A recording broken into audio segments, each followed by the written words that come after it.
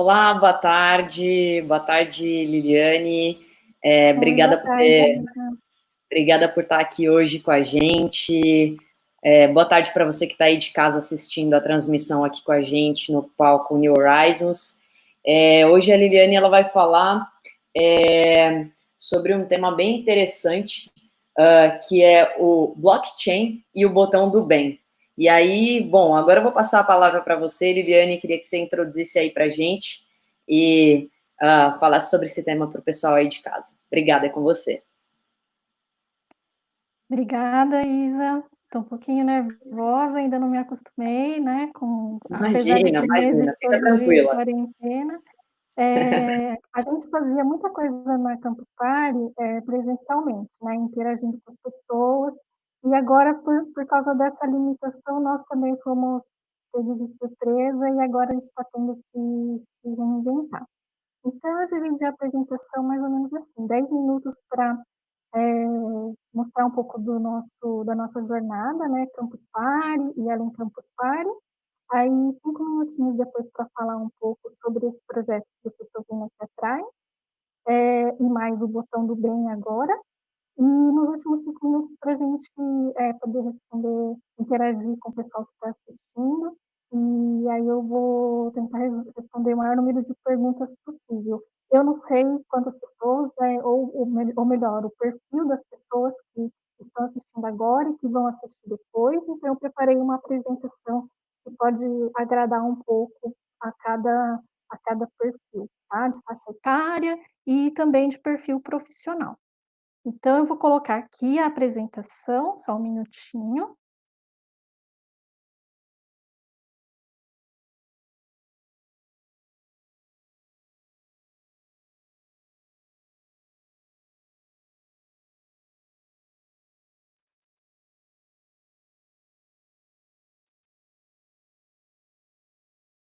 Será que está aparecendo?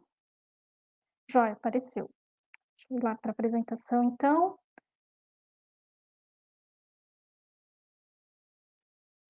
Bom, aqui um pouquinho da minha trajetória, né? Eu tenho formação original em ciência da computação, mas depois fiz alguns outros caminhos profissionais que me levaram até o blockchain. Mas sempre trabalhei muito com dados, né? Fui DBA por mais de 10 anos, enfim, mesmo mais recentemente como consultora de escritório de projetos, mesmo assim eu ainda colocava muito a mão na massa e procurava os dados, né, que ficavam ali escondidos nos bancos de dados servidores de projetos das empresas. Bom, em relação ao blockchain, eu fui membro do grupo de estudos do ITS Rio, né, foi um dos primeiros grupos de estudo de blockchain que teve no Brasil, e também fui membro do grupo de trabalho de blockchain de agentes de inovação do governo do estado de São Paulo. A minha carreira foi mais de 90% na iniciativa privada, mas recentemente eu tive uma oportunidade de conhecer um pouquinho o outro lado, né? Então, como é que é a gestão pública? Isso, às vezes, para a gente é meio misterioso. Então, isso também me deu uma outra boa visão. E, claro, né, sempre também falando da Campus Party, também sou uma das Guild Masters. E aí, hoje também não vou falar só de mim, mas vou falar de todo o nosso percurso e da comunidade, porque a gente não consegue nada sozinha, né? O movimento, além de mim, também teve como iniciadora a Delza Carvalho, que agora está um pouco afastada, mas enfim, nós somos uma rede de apoio e cooperação para a inclusão da mulher, né, na nova economia. Então, além da Campus Party, que sempre nos acolheu, nos abriu muitas outras portas, tivemos aí incursões por outros lugares também e coloquei alguns flashbacks aí. Foram mais de 4.000 pessoas impactadas presencialmente, então a gente não colocava presencialmente, mas agora faz muita diferença isso, né? Porque a gente começa pelo propósito e vai levando o blockchain para o maior número de pessoas que a gente pôde, né, nesses quase 2 anos e meio, 3 anos. Então, eu quero aproveitar e agradecer todas essas pessoas que, de alguma forma, fizeram pontes, né, com a gente, construindo esse grande ecossistema. Então, Caso eu tenha esquecido de colocar alguém, alguma instituição, já peço desculpas, mas realmente foram anos de muitas aventuras. E gratidão por tudo sempre, né, mas a luta continua. Bom, nós estamos mais baseadas em São Paulo, Rio de Janeiro, Curitiba, estivemos também em Belo Horizonte. Nossa comunidade não é exclusiva de mulheres, né, os homens também sempre fizeram parte. E, aos poucos, a gente foi entendendo que aquilo que a gente levava tinha muito de 3 dos 17 Objetivos de Desenvolvimento Sustentáveis, né, que nós atuamos mais, eu acho que de perto do ODS de educação, de igualdade de gênero e de instituições eficazes, paz, justiça e instituições eficazes, né. E a gente também foi descobrindo que muitas pessoas nunca tinham ouvido falar. Então, são 17 objetivos, né, e apesar deles estarem aqui separados em caixinhas, na verdade eles meio que se integram uns aos outros, e esse último ODS de 17 parcerias, ele é fundamental para o sucesso dos demais também. Bom, esse é um estudo, né, daquele grupo de estudos de blockchain do ITS Rio, que eu vou deixar o link aqui, para vocês poderem depois estudar com mais calma, por conta da restrição de tempo que a gente tem. Algumas women da comunidade fizeram parte desse estudo, e eu também. E esse é um outro, que foi o primeiro mapeamento que o BNDES fez, né, do ecossistema brasileiro. E foi bem legal, porque como foi o primeiro, precisou muito de um esforço colaborativo, e no final do documento tem até uma menção, um agradecimento à nossa comunidade. Então, esse reconhecimento também foi bastante importante para a gente. Eu vou começar aqui com 2 slides que foram com certeza, os mais fotografados em todas as nossas, eh, incursões aí, que são esses 2, né. Esse primeiro, são diagramas de rede de Paul Baran, depois para quem, desejar pesquisar, né, tem uma história bem interessante por trás, eu não vou me aprofundar não, mas quando a gente fala de blockchain, é comum a gente ouvir a palavra descentralizar ou descentralizado, né. Só que existe uma pequena diferença, vocês podem ver aqui no diagrama do meio, né, que é o descentralizado, e o da direita, que é o distribuído. Quando a gente fala de blockchain, a gente está se referindo mais a essa estrutura aqui, que é distribuída e mais horizontal. E que, tecnicamente, se a gente pensasse em mais alta disponibilidade, né, você ter, uma rede onde vários nós, né, se replicam, se você derruba um, você tem uma infinidade de outros nós, né, que vão, se encarregar de manter a rede de pé. Então, se vocês perceberem também, um detalhe interessante é que todos esses pontinhos, eles estão nos mesmos lugares, né, só que a ligação deles é diferente. Então, a cooperação, e aí eu não estou falando só de servidores, mas de pessoas também, né, a cooperação, ela é um atributo de como realmente as pessoas se organizam. Podem ser as mesmas pessoas, mas dependendo de como eh, a cultura, a hierarquia, estabelece essas relações, né, então ela vai ser diferente de um ambiente para o outro. E aqui, né, dentro dessa, eu acho que quem já está no ecossistema de inovação há algum tempo, vive esse dilema o tempo todo, né, que é partir desse paradigma, centralizado para o distribuído, que ficou famoso aí nesse paper do Otto Scharmer, do MIT, né, do egossistema para o ecossistema, né, então, são vários conceitos, depois vocês podem voltar para ver com mais calma, mas a gente está o tempo todo, né, se questionando e refletindo também como que a gente faz essa, entre aspas, né, essa transição que foi meio que, agora durante a pandemia, eu acho que escancarou, né, muitos desses desafios. E um livro muito famoso que eu acho que muita gente já conhece, né, do Eric Rice, Lean Startup, tem uma passagem interessante dele, né, porque ele visita várias grandes empresas, enfim, os maiores unicórnios, e ele falou o seguinte, né, que o mundo passou por uma revolução digital profunda, mudou a maneira como a gente produz, como a gente consome, mas as estruturas das companhias não mudaram muito, né. Então ele fala que se a gente pegar o organograma de qualquer empresa, incluindo, né, os unicórnios, a gente vai ver que não é muito diferente do que era há 20 anos atrás. A gente não fez nada para adaptar as nossas técnicas de gestão ao novo mundo. Na verdade, agora a gente está tendo que correr atrás disso. E aí eu vou direto para o Vitalik Buterin, não vou falar muito de Bitcoin, né, que apesar da blockchain ter sido, entre aspas, "validada", né, pelo Bitcoin, não vou falar muito de cripto hoje, porque eu acho que, vai ajudar muito mais as pessoas, né, que querem entrar para essa área, desenvolver, e não só realmente investir, né. É importante também, mas eu acho que profissionalmente vai abrir um campo muito maior, né, para todos nós. Então o Vitalik falou, né, que enquanto a maioria das tecnologias tendem a automatizar serviços nas pontas, né, de trabalhadores com trabalhadores braçais, digamos assim, blockchains, na verdade, elas automatizam o centro, automatizam o modelo do negócio. Esse é o Vitalik, né, para quem não conhece, e ele escrevia para blogs de Bitcoin quando era mais novo, né, porque ele ainda é novo, e aí ele ficava pensando: "Poxa, mas Bitcoin só serve para isso, né, para trocar valores, enfim.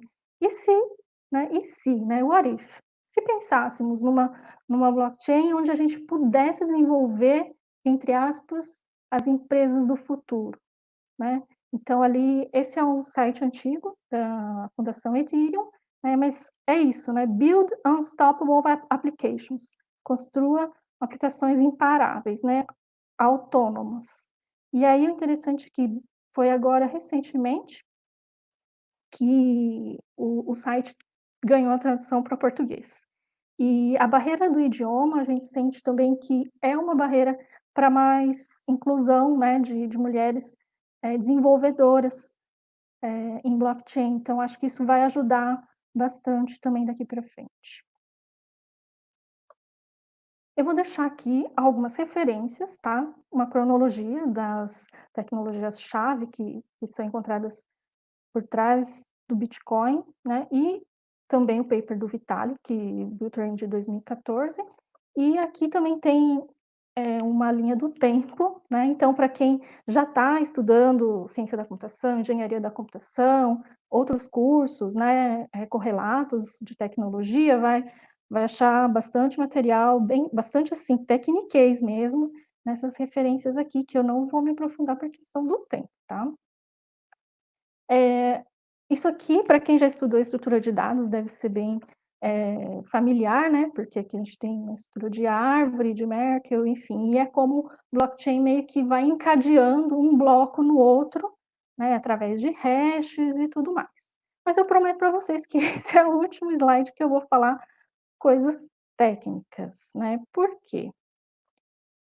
Porque eu gostaria de compartilhar com vocês nossa experiência com o Blocktubo. Vocês devem ter percebido algumas fotos que a gente sempre carrega, né, o planeta no colo, e um tubo de acrílico, um tubo transparente que, a gente conheceu através de um coletivo de designers franceses, né, designers para sustentabilidade, que passavam por essa dificuldade que a gente passou no começo, que era: "Poxa, como é que a gente explica sobre estrutura de dados, sobre coisas, sabe, são muito técnicas, abstratas, né, e se você não tem um mindset já, eh, preparado, às vezes só com PowerPoint fica difícil explicar". E esses designers para sustentabilidade tiveram a ideia, né, e partiram da seguinte pergunta: se blockchain fosse um objeto físico, com o que essa tecnologia se pareceria, né?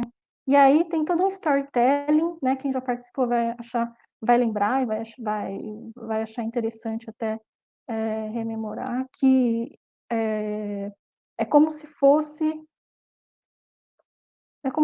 um tubão, né, transparente que desce a volta no planeta.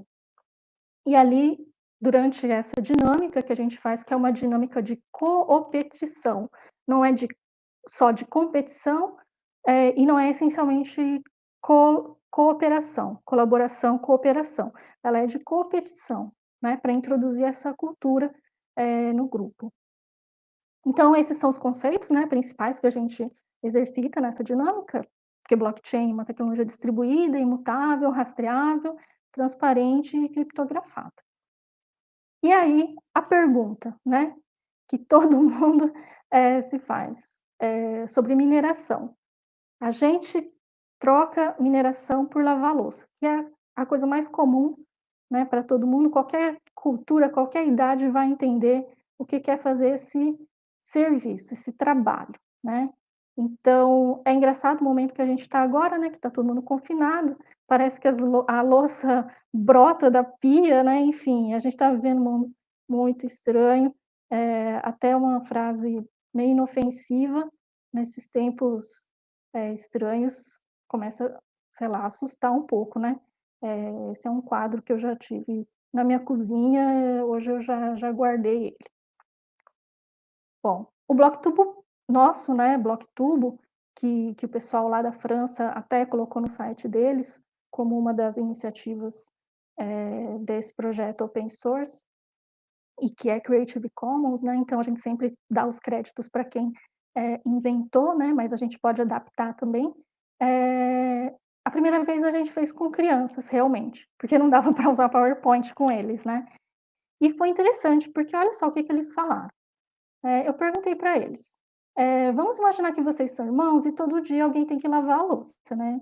O que que vocês acham mais justo? Uma mesma pessoa lavar sempre ou cada dia uma pessoa e todo mundo se ajudar?".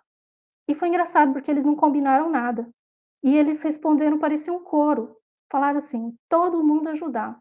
Ali me deu um clique, eu falei: "Gente, espera aí, a gente sofre tanto para explicar sobre colaboração, sobre competição para gestores, né, para profissionais, mas tem alguma coisa nas crianças que é diferente". E aí a gente repetiu isso com outros grupos e realmente a gente notou que, inclusive na Campus Party também a gente notou, que isso ainda talvez não tenha se perdido, né, com as gerações mais novas.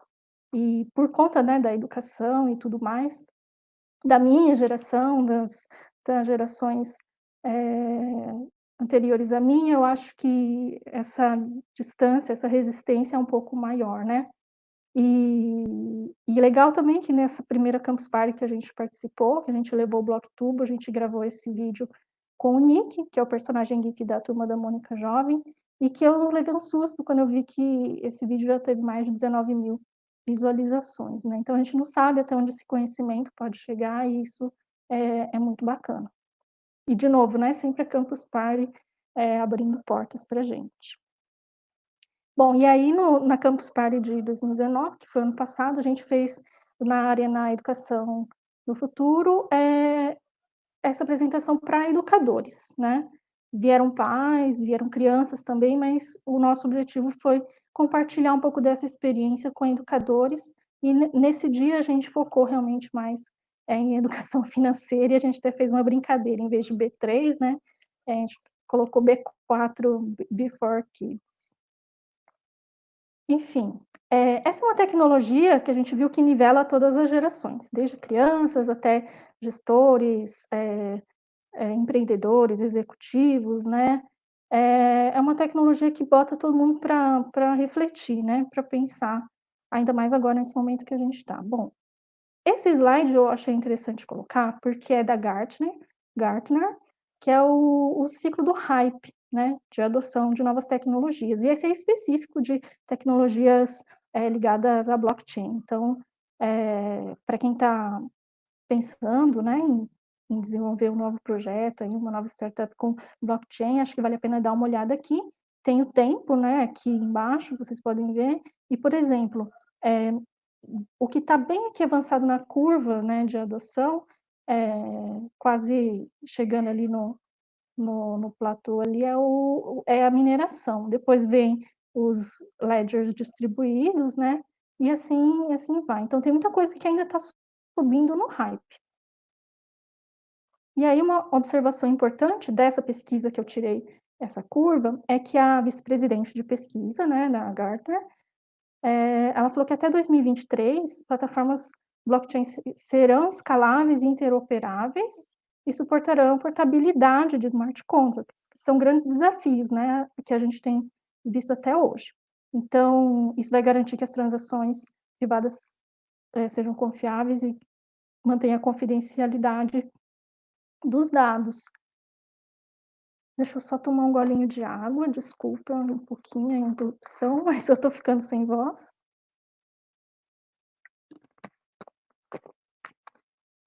Beleza, eu voltei.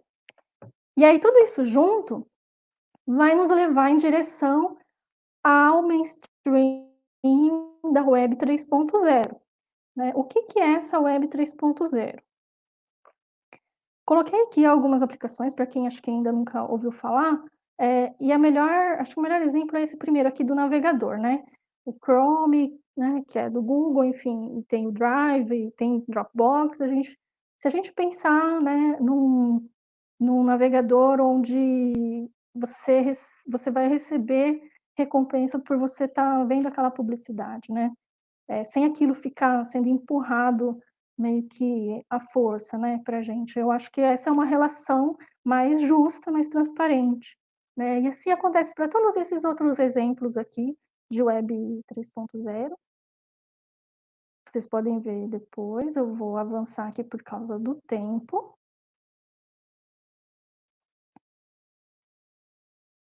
E tudo isso, né, por quê? Porque a gente está vivendo essa transição, se a gente pudesse fazer uma analogia com palavras da história, a gente está vivendo o quê?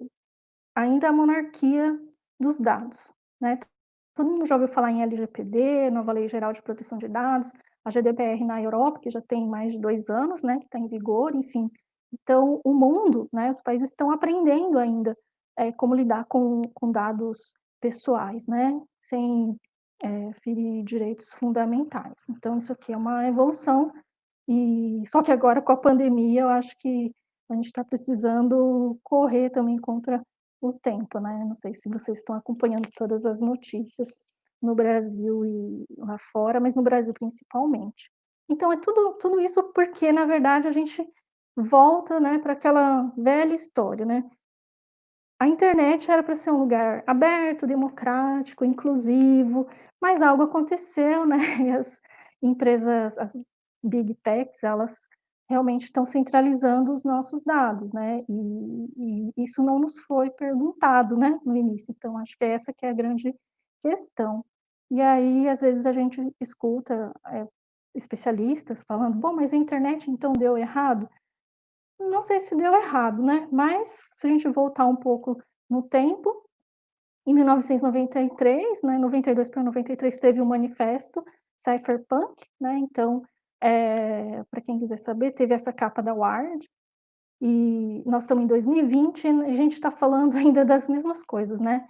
Eles, falaram que privacidade não é o mesmo que segredo, privacidade é o seu direito de escolher o que que você quer tornar público ou não, né. Então isso lá atrás, no comecinho, quando a internet estava chegando no Brasil, e agora a gente está de novo nesse ponto. Quando a gente fala de blockchains e DLTs, a gente tem essa meio que essa divisão, redes públicas abertas e essas redes que são de acesso controlado, né, que a gente chama de permissionadas. Então, para quem vai começar a estudar, eu acho que uma boa introdução seria Ethereum, e também deixei um pouquinho mais destacado aqui o Quorum, né, que tem várias aplicações sendo desenvolvidas nele e que vocês podem, fazer uma transição rápida de uma para outra. Opa, acho que algo aconteceu aqui.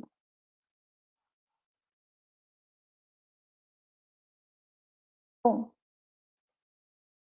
tem várias oportunidades que a gente pode, achar com blockchain, né, acho que todo mundo já ouviu falar em cartório, sistema financeiro, supply chain, saúde, transparência, né, para o governo, enfim. Mas eu vou deixar aqui para vocês um ponto de partida, né, que é o mapa de interesse público, para vocês começarem a pesquisar. E também gostaria de destacar aqui as oportunidades que foram aceleradas pela pandemia com esse decreto federal, né, que coloco ali na iniciativa, por exemplo, 82, 83, né, 84. Vocês podem ver, ó, que até 2022 o governo pretende disponibilizar pelo menos 9 conjuntos de dados por meio de soluções de blockchain. Bom, quais são os desafios no Brasil, né? Tem vários. Dificuldades legais, falta de mão de obra, dificuldade de acesso a mercados, e em outros, a gente tem ali cultura, né? Que apesar de ter aparecido em outros, se a gente pensar que quem tem poder de decisão pode realmente ou... Alô? Liliane, você está me ouvindo? Ouvi. Liliane? Ah, ouvi. Isa? Isso. A gente está com um tempo aqui bem apertado, que ele já Estourado, estourou. né? Deixa eu avançar então, Isso, rapidinho. por gentileza, porque já encerrou o tempo. Aí, se você puder encaminhar para os assuntos finais aí, para a Uhum. gente é bom, tá bom? Tá bom, então. Deixa eu voltar. Eu acho que eu não vi as mensagens, porque eu estava na outra janela, né? Não tem Desculpa. problema. Deixa eu voltar aqui. Bom, então, avançando aqui rapidinho, a gente tem realmente vários desafios voltados especificamente à educação, né? E eu trouxe duas notícias dessa semana que são bem atuais para a gente exemplificar, que o Tribunal de Contas da União, né, pediu a órgãos do governo e estatais que estudem o uso do blockchain justamente por conta da educação, né, dessas pessoas que tomam as decisões. E outro que tem a ver com o botão do bem, que eu ia falar, é sobre o Banco Interamericano de Desenvolvimento e a Fundação Everest, que estão buscando soluções blockchain para combate ao feminicídio. Né? Então, tudo isso tem a ver com aqueles ODS que a gente falou, mas principalmente com esse de paz, justiça e instituições eficazes. Então, no meio dessa transição toda, né, de mudança de paradigma, tem um ecossistema novo se formando na América Latina. E eu queria trazer isso principalmente para os empreendedores aí que estão chegando nesse mundo de blockchain agora. Bom, o botão do bem, né? Agora a gente vai ver um videozinho. É uma solução que tem ajudado as pessoas em situações de emergência, principalmente mulheres, né? Vítimas de violência doméstica, porque elas, além do dispositivo, tem uma alça que é feito com restos de couro da indústria de calçados e sombrinhas descartadas, né? E são mulheres que sofreram violência doméstica que também precisam, né, desse trabalho para manterem a sua autonomia financeira. A violência doméstica aumentou muito com o isolamento social, né? E aí vou deixar um link aí para vocês ouvirem um podcast que a gente gravou sobre esse assunto. E eu queria depois convidar vocês para entrarem nesse site, Relógios da Violência.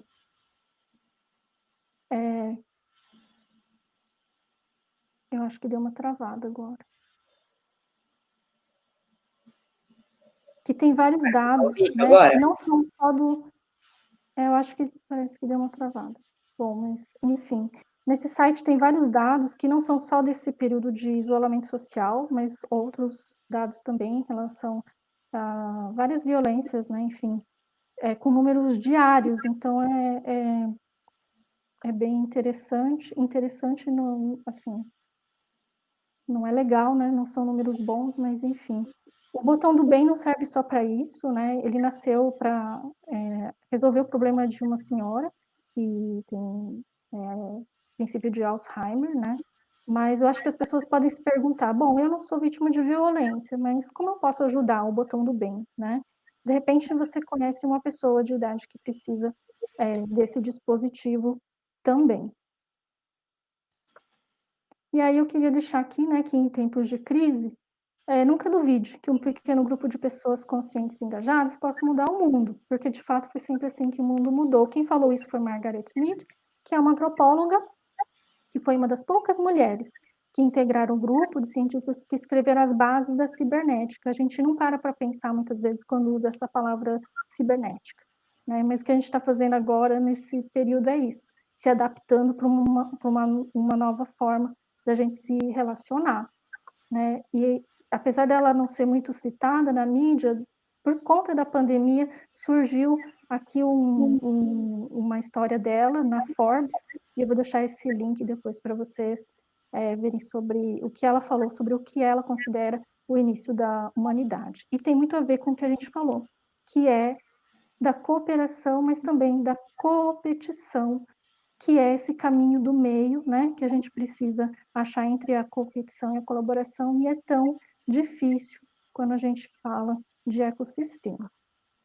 Bom, aqui estão os meus contatos, depois vocês podem entrar em contato.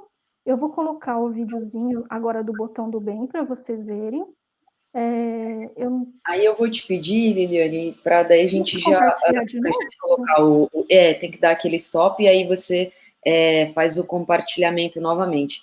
Aí eu vou te pedir para É que a verdade. gente faça o vídeo e aí, infelizmente, eu acho que a Liliane caiu. Eu acho que ela encerrou a Liliane. Poxa, pessoal, acho que ela teve algum problema técnico. Num próximo intervalo, eu prometo que eu passo o link aqui desse vídeo que ela ia passar, que é do Botão do Bem. E aí vocês podem acompanhar, podem assistir esse vídeo. Deixa eu ver, acho que ela voltou aqui. Espera só um momentinho.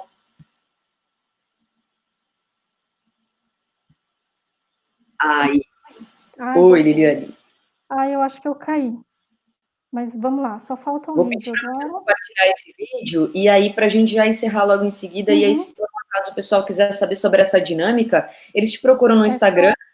Você falou mesmo que você tem o link no YouTube, né? Que você já compartilhou mostrando as demonstrações, né? Sobre o tubo que faz alusão ao blockchain.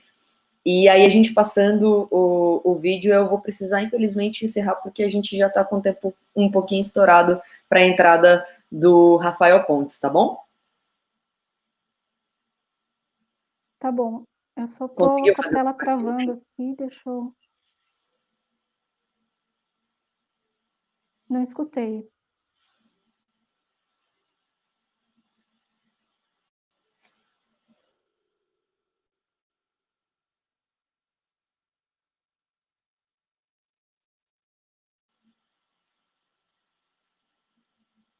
Conseguiu?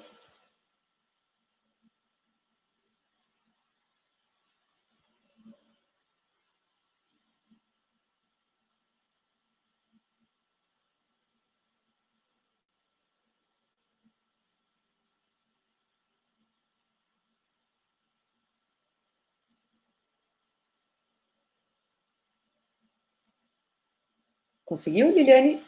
Você tá travada? Pessoal, acho que ela teve...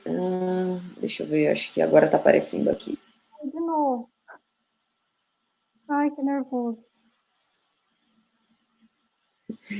Apareceu e aí eu fui colocar o streaming e caiu. Liliane, eu acho que, infelizmente, eu preciso encerrar porque a gente está com 10 minutos de atraso.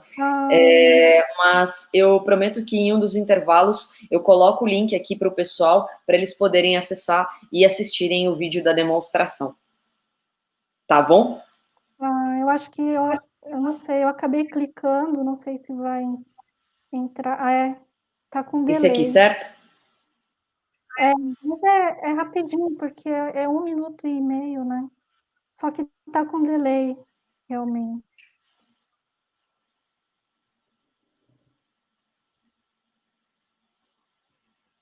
Vamos fazer o seguinte. Passa o seu arroba aqui para o pessoal, eu coloco aqui no banner. E aí, se você quiser compartilhar como é que faz para entrar para assistir esse vídeo nas suas redes, no seu Instagram, eu já coloco aqui embaixo no GCzinho, e aí o pessoal assiste pelo seu Instagram, pode ser? Pode ser sim. qual que é o seu arroba mesmo? Que daí eu já coloco aqui embaixo para o pessoal. É Lili. Ah, não tá aparecendo. É o arroba Liliti e o É arroba assim, ó. Women Blockchain BR. Eu não tô É assim? conseguindo ver. Isso, Tá isso. certo? Isso, Tá legal. certo. Então, aí você compartilha para o pessoal nas suas redes lá no Instagram, e aí quem quiser acompanhar esse vídeo aí que a Liliane ia passar aqui para vocês, infelizmente, por conta de problema técnico, a gente não conseguiu passar, mas de qualquer forma, eu agradeço, acho que foi Eu que enriquecedor. agradeço. Obrigada por participar hoje com a Faz gente. parte, né, eu acho, dessas surpresas técnicas. No ensaio deu tudo certo, né? Isso. Bom, mas sem problemas. Vou pedir para o pessoal te seguir aqui no seu Instagram e aí lá você compartilha o vídeo com o pessoal, tá bom, Tá bom. Liliane? Obrigada. Obrigada, viu? Um Até mais. abraço. Tchau, tchau. E, pessoal, em instantes a gente volta aqui com o Rafael Pontes, tá bom?